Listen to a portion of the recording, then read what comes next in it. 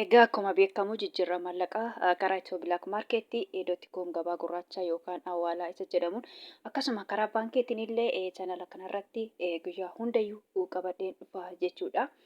Egaa akkuma beekamu karaa ethio bilaak maarkeettiin guyyaa hundayyuu biyyoota 20 karaa baankiitiin immoo baankota akka kazareen qabadhee dhufa. Guyyaa kaleessa baankii daldala Itoophiyaa yookaan nigdi baankiitiin biyyoota 5 qabadhee dhufee jira jechuudha. Guyyaa raamoo baankii kazaree tanan baankii Oromiyaatiin baankii hojii gamtaa Oromiyaatiin biyyoota 5 qabadhee dhufee jira jechuudha. Salphumatti karaa ethio bilaak maarkeettiin biyyoota 20 karaa baankii Oromiyaatiin immoo biyyoota 5 qabadhee dhufee jira jechuudha. Egaa nagaa waaqayyo isin daganne nagaan waaqayyo manaa fi kallattii jirtanitti isiniif haa ta'u. Warroonni mana kanaaf haaraa taatanii noora manni kun mana keessanii chaanala kana sabiskiraayib share laayik gochuuni gara maatii keenyatti dabalamaa isiniin jenna. Warroonni mana kanaaf immoo maatii taatan share laayik gochuun viidiyoo kanaan gadumatti caqasaa isiniin jedha. Viidiyoon kun gabaabadha. Keessattuu immoo warroota gara biyya keenyatti maallaqa isaanii ergatanii fi faayidaa hedduu qabaa jechuudha. Keessattuu karaa ethio bilaak maarkeettiin jechaadha. Karaa ethio bilaak maarkeettiin akkasuma karaa baankiitiin illee jechaadha. Akkuma jedhamu baankii kazareen qabadhee dhufa. Ethio bilaak maarkeetti garuu biyyoota 20 guyyaa har'aa qabadhee dhufe jechuudha. Guyyaa hundayyuu biyyootuma kanaa jechuudha. Keessattuu biyyoota 20 kana keessa biyya tokko yoo jiraattanii isaan dubbadde kanaan baay'ifattanii salphumatti argachuu ni dandeessu jechuudha. Ani tokkicha isaan dubbadha waan ta'eef isin hanga qabdanii baay'istanii irra ga'uu ni dandeessu jechuudha. Birriin keessa meeqa akkasii ta'e akkasumas illee meeqan oolee hin dabalee moo hin qannasee jettanii daldala isin ergu san gaafachuurra viidiyoo kiyya keessaa argachuun hin danda'ama jechuudha. Hoo dabalees dabaleen jedha yoo qannasee jedha jechuudha. Maaliif wal bira qabee ilaala kan guyyaa kalee meeqa ta'e akka ta'e guyyaa har'aa immoo meeqan akka jiru wal bira qabee waan ilaaluufi jechuudha. Akkuma beekamu immoo guyyaa har'aa karaa ethio bilaak maarkeettii egaa akkuma jedhe qannasee jira. Ethio bilaak maarkeettii guyyaa kalee dabalee jedhu viidiyoo kalee keessatti hojjedheen tanan jira. Guyyaa har'aa immoo qannasee jira jechuudha. Biyyoonni hundumtuu qannasanii jiru jechuudha. Akkuma jedhe biyyoonni hunduu kan birrii 4 birrii 2 birrii 3 illee qannasee jira jechuudha. Guyyaa har'aa karaa ethio bilaak maarkeettiin biyyoonni hedduun qannasanii jiru jechuudha. Guyyaa har'aa salphumatti karaa ethio bilaak maarkeettiin qannasee jira jechuudha. Karaa baankiitiin immoo akkuma jedhe baankii kazareen qabadhee dhufa. Guyyaa kalee viidiyoo kalee keessatti akkuma dura dubbadhe baankii daldala Itoophiyaa yookaan nigdi baankiitti guyyaa har'aa immoo baankii Oromiyaati jechuudha. Hojii gamtaa Oromiyaati jechaadha. Egaa salphumatti kana qabadheef biyyoota akka Ameerikaan doolaarii, Kanaadaa doolaarii, Duubaa dirhaama, Awustiraaliyaa doolaarii, Saawud Arabiyaa riyaala, Baareen dinaara, Kuweet dinaara, Joordaan dinaara, Chaayinaa hiyowaanii, paawundi sterlingii, yuuroo, koronaa, Swiss birankii, Turkii liiree, Ijipshaan paawundii salphumatti biyyoota 20 jechuudha. Karaa baankiitiin immoo akkuma jedhe akkuma dura dubbadde baankii hojii gamtaa Oromiyaatiin kanneen akka Ameerikaan doolaarii, Duubaa dirhaama, Saawud Arabiyaa riyaala, paawundi sterlingii, yuuroodha jechuudha. Salphumatti biyyoota 5 jechuudha karaa baankii hojii gamtaa Oromiyaatiin jechaadha. Guyyaa har'aa jechaadha. Hamma salphumatti guyyaa hundayyuu Ameerikaa doolaarii irraa hin ka'a guyyaa har'aa akkasuma Ameerikaa doolaarii irraa hin ka'a jechaadha.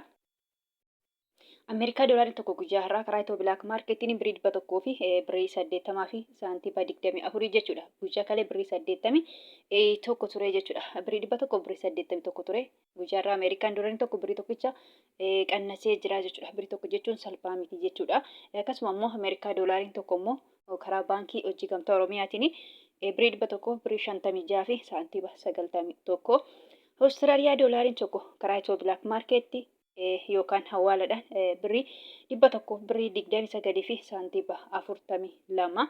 Awustiraaliyaa doolaariin tokko karaa ethio bilaak maarkeettiin birrii 100 birrii 26 fi saantiima 33.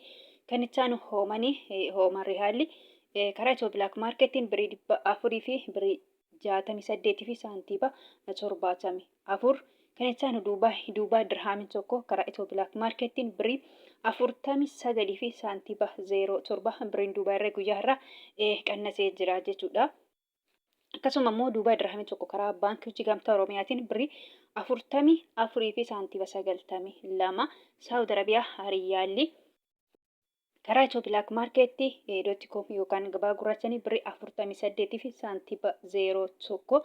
Akkasuma immoo Saawud Arabiyaa riyaalli karaa baankii hojii gamtaa Oromiyaatiin birrii 43 fi saantiima 91. Baareen dinaarri tokko karaa ethio bilaak maarkeettiin birrii 400 fi birrii 77 fi saantiima 76. Kuweet diinaarii tokko karaa Itiyoo Bilaak Maarkettiin birrii 500 fi birrii 82 fi saantiba 91 jechuudha. Birriin Kuweet illee naannoo birrii 4 qannasee jira jechuudha. Guyyaa har'a birrii naannoo birrii 4tti kan dhiyaatu qannasee jira jechuudha. Birriin Kuweet jechaadha guyyaa har'aa. Kan itti aanu Joordaan diinaarii tokko karaa Itiyoo Bilaak Maarkettiin birrii 200 birrii 54 fi saantiba 24. Chaayinaa Yuwaaniin tokko karaa Itiyoo Bilaak Maarkettiin birrii 26 fi saantiba 59.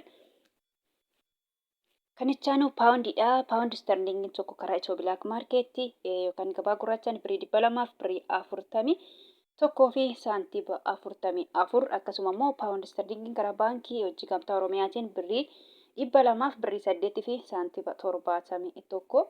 Yuuroon tokko karaa Itiyoo Bilaak Maarkettiin birrii 200 fi birrii 8 fi saantiba 28. Akkasuma immoo yuuroon tokko karaa baankii hojii gamtaa Oromiyaatiin birrii 100 birrii 82 fi saantiba 68. Koronaan tokko karaa Itiyoo Bilaak Maarkettiin birrii 18 fi saantiba 99 jechuudha. Birrii 19 ta'uudhaaf saantiba tokko qofa irratti jechuudha. Birrii 19 ta'uu fi yuuroon tokko koronaan tokko jechaadha dhiifama. Saantiba tokko irratti jechuudha. Kan itti aanu Swiss Baankiidha.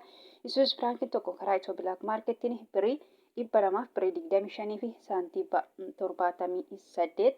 Turkii liireen tokko karaa Itiyoo Bilaak Maarkettiin birrii 3 fi saantiba 90.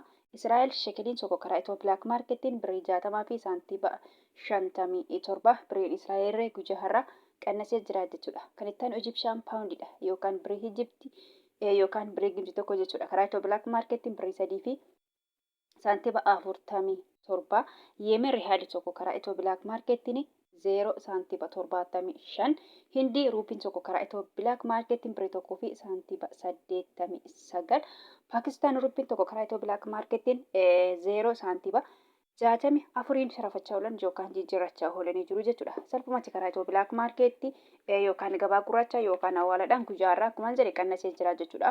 Guyyaa kaleettu kan guyyaa kaleella qannasee jira jechuudha. Guyyaa har'aa qannasee jira. Akkasuma karaa baankiitiin illee akkuma dura dubbadhe immoo baankii guyyaa kalee baankii daldala Itiyoophiyaatiin qabadhee dhufe guyyaa har'aa immoo baankii hojii gamtaa Oromiyaati jechuudha. Salphumatti kana fakkaata jechuudha. Gabaabumatti karaa Itiyoo Bilaak Maarkettiin biyyoota 20 karaa baankii hojii gamtaa Oromiyaatiin immoo biyyoonni 5 kana fakkaatu jechuudha. Kan biraa immoo kana jechuu barbaadu warroonni Joordaanii fi Beerut yookaan Libneen jirtanii jechuudha. Fakkeenyaaf birriin biyya Joordaanii dinaara jedhama. Warroonni mana madaabii jirtan immoo dinaara biyya sanii osoo hin taane doolaarii fudhattu jechuudha. Akkasuma akkuma jedhe Beerut yookaan Libneen birriin biyya Beerutii paawundii jedhama jechuudha. Paawundiin biyya Beerut immoo baay'ee xiqqoodha. Akka birrii Paakistaan akka birrii Yemenii jechuudha. Paawundoota keessa paawundii baay'ee xiqqoodha jechuudha. Paawundiin Beerut yookaan Libneenii jechaadha. Kanaafuu salphumatti isinillee birrii biyya sana osoo hin taane doolaarii fudhattu jechuudha. Doolaariin immoo baay'eetu jira. Akkuma paawundiin baay'een jiru akkuma diinaarii baay'een jiru doolaariin illee hedduutu jiru jechuudha. Fakkeenyaaf Ameerikaa doolaarii, Kanaadaa doolaarii, Awustiraaliyaa doolaarii jedhan jira jechuudha. Ani maqaa isaanii illee hedduutu jiru jechuudha.